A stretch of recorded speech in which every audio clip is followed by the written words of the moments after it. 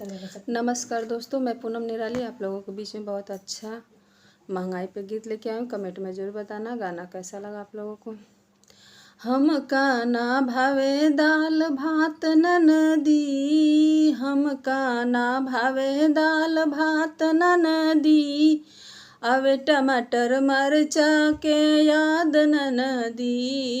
अवे टमाटर मरचा के याद ननदी, हमका ना भावे दाल भात ननदी, आलूआ परोरा हमका ना भावे, आलूआ परोरा हमका ना भावे, नहीं यही गोभिया में स्वाद ननदी, आवे टमाटर मरचा के याद ननदी, आवे टमाटर मरचा के याद ननदी,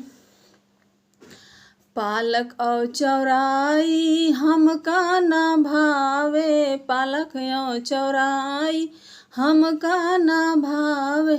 नहीं यही बथुआ में स्वाद ननदी, अवे टमाटर मरचा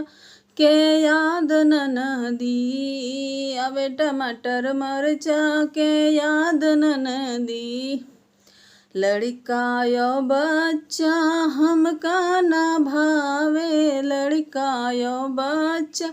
हमका ना भावे, नाही लड़िकन के बाप ननदी, अवे टमाटर मरचा के याद ननदी, अवे टमाटर मरचा के याद ननदी, हमका ना भावे दाल भात ननदी, हमका ना भावे दाल भात ननदी,